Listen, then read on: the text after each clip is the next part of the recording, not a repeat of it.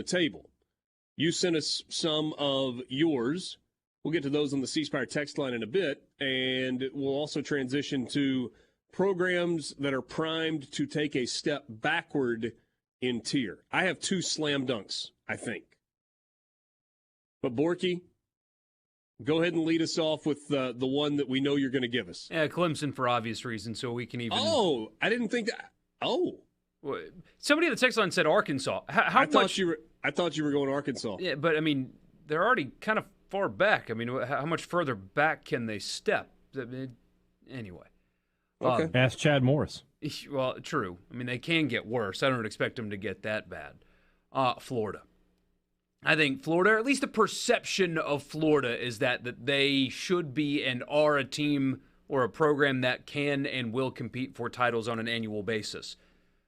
Maybe they should be able to do that, considering their location, but look, winning college football games is all about getting players, right?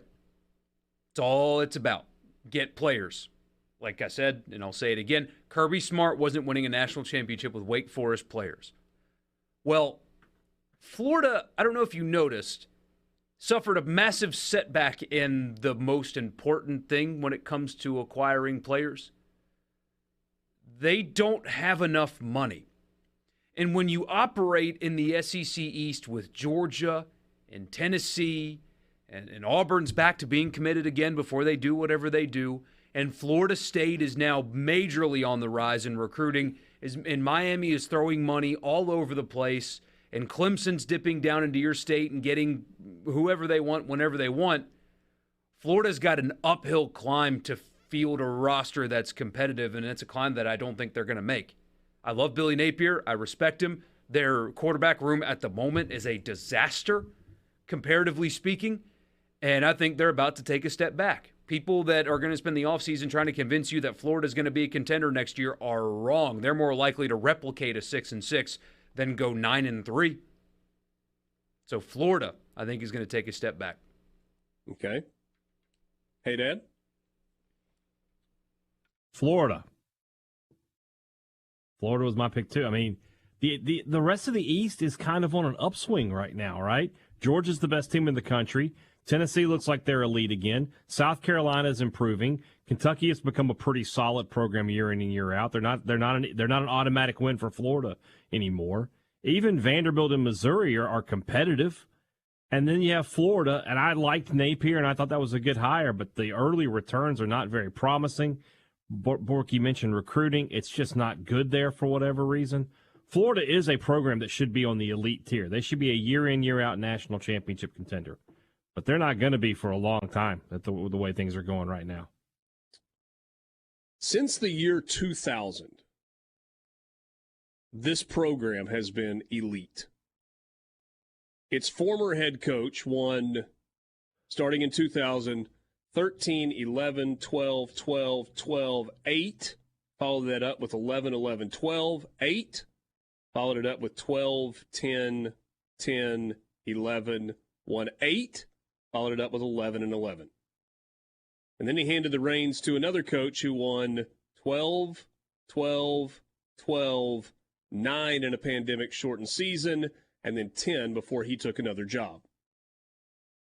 That program is Oklahoma. Brent Venables in his first year went 6-7.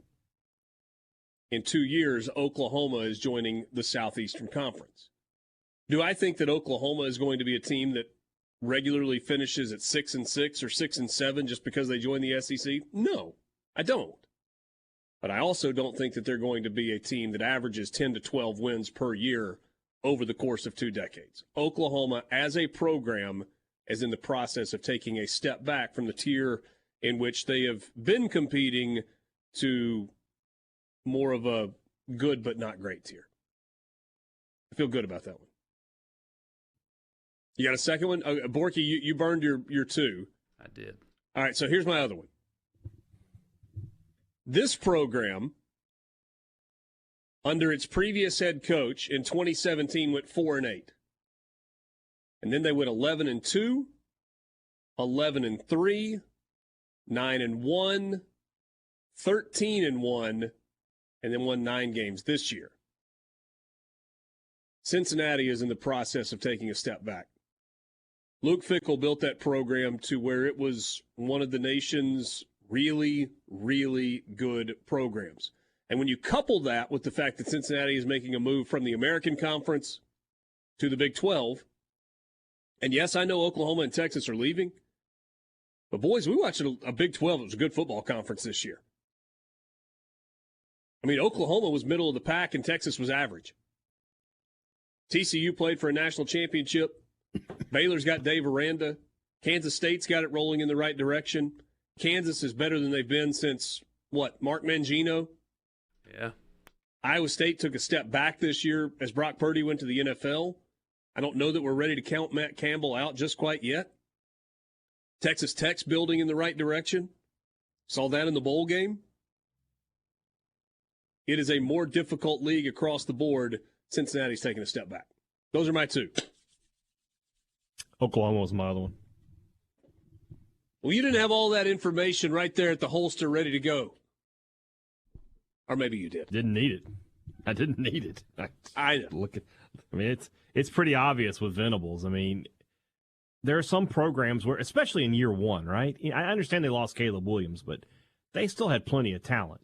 There's no reason to go 6-6 in year one coming off of the run Lincoln Riley had. They're just not. It's just, that is a huge red flag that you don't have the right coach.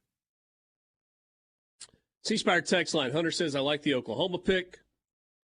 Here's one. Kentucky went 7-6 with the quarterback that was supposedly a top 5 pick. They will take a step back.